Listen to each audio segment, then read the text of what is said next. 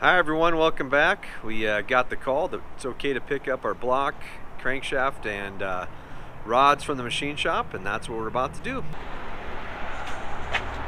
Check it out.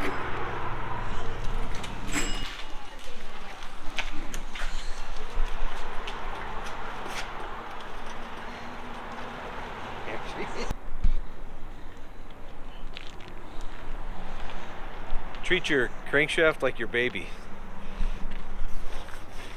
Got the block loaded up, got the rods and the pistons, and we will get these wrapped up and secure for the trip home.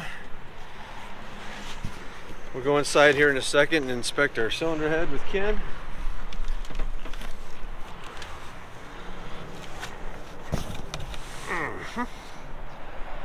Like so.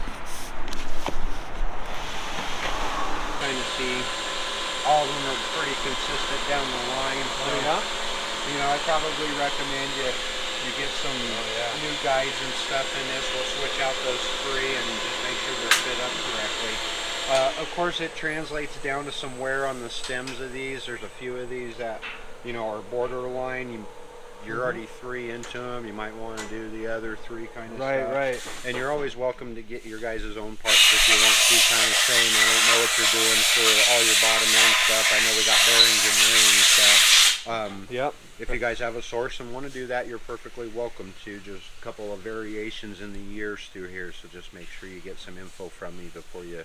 Well, I think we'll just have you go ahead and get them. They're not horribly expensive, but it all adds up. Just get what you need.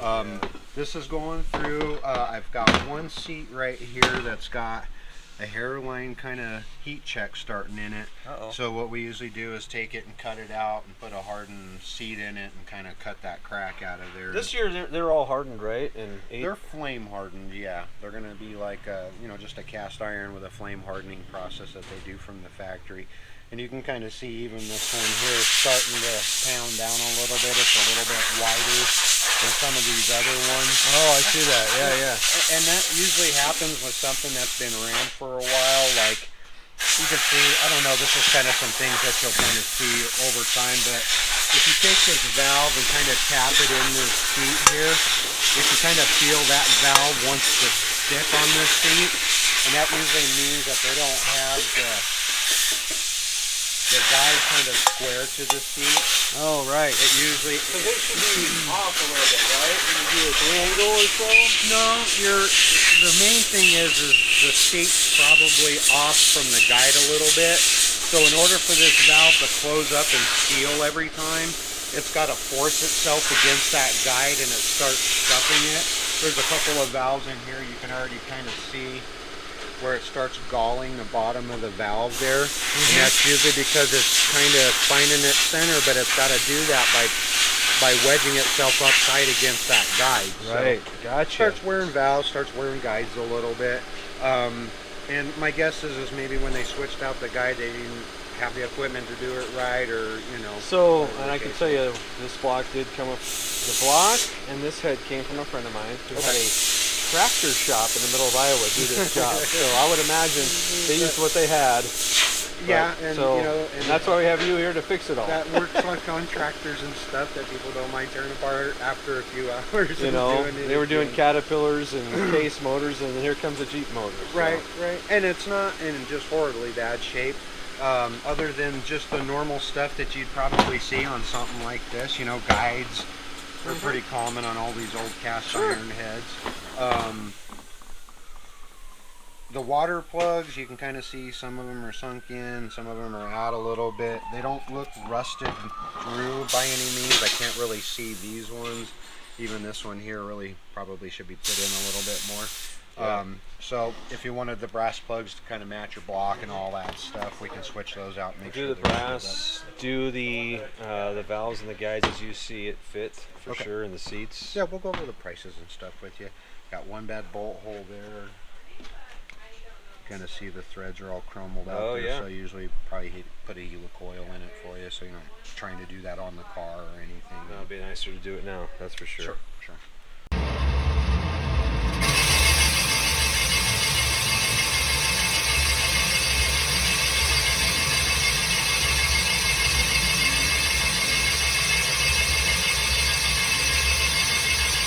Okay, so we're on our way back home with the block and the crankshaft and the rods and pistons we picked up. Rods and pistons are ones that I already had that we're going to reuse. They look like they're in great shape. We'll clean them up a little bit more. Of course, they used them for the final bore on the block. So the block has had its last bore about 60 thousandths over, and the crankshaft's been turned as well, probably for its last time, but I have no reason to believe we're not going to get a lot of life and mileage out of these. So when we come back next time, we'll be picking up the cylinder head, and we'll have a great new head with new valves, 3-angle valve job, valve seals. It's gonna be great. So let's get home, unload this block, get it mounted on the stand, and get it ready to for assembly.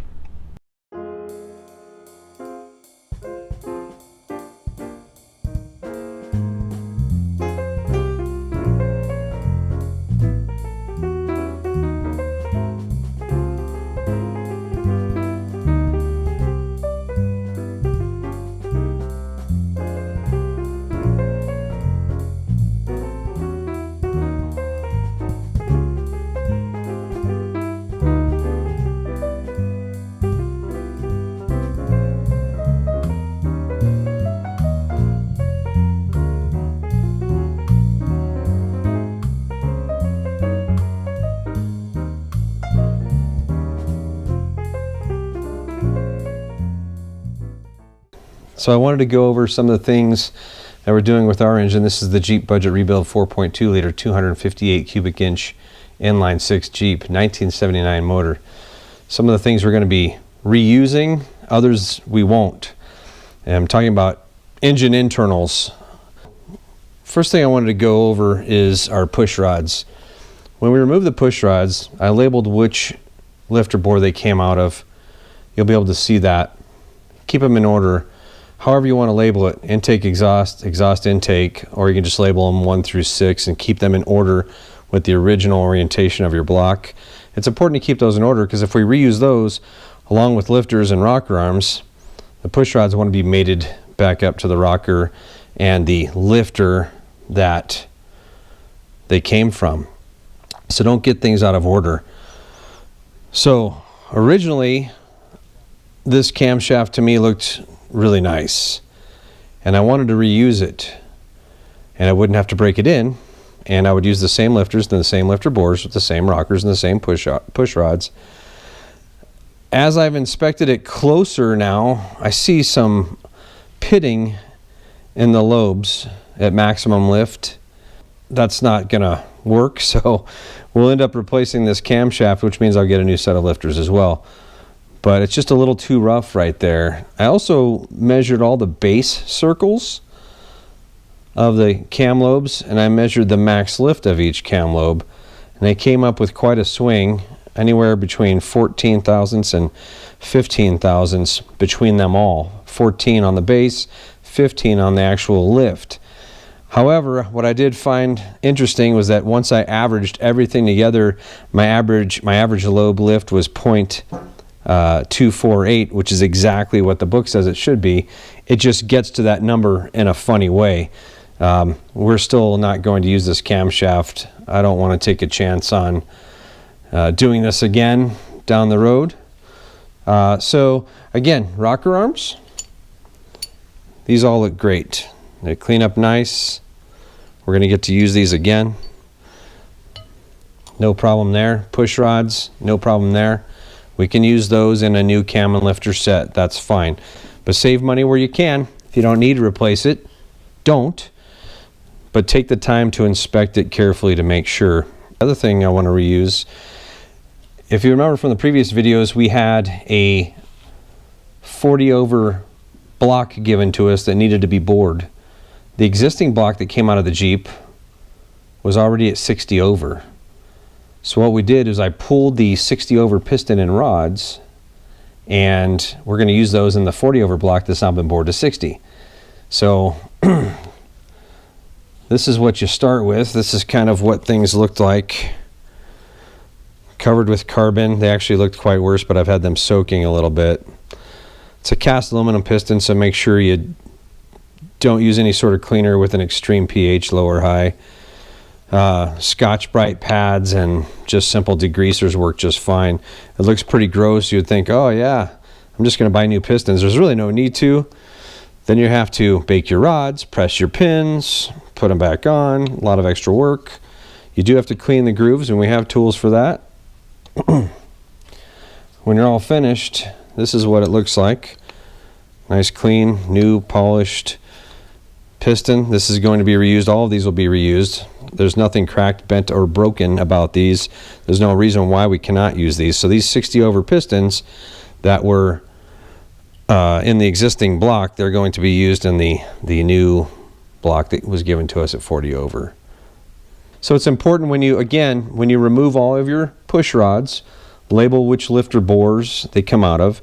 Same with your rocker arms. Don't get them out of order. And I can show you a picture, show you what it looks like.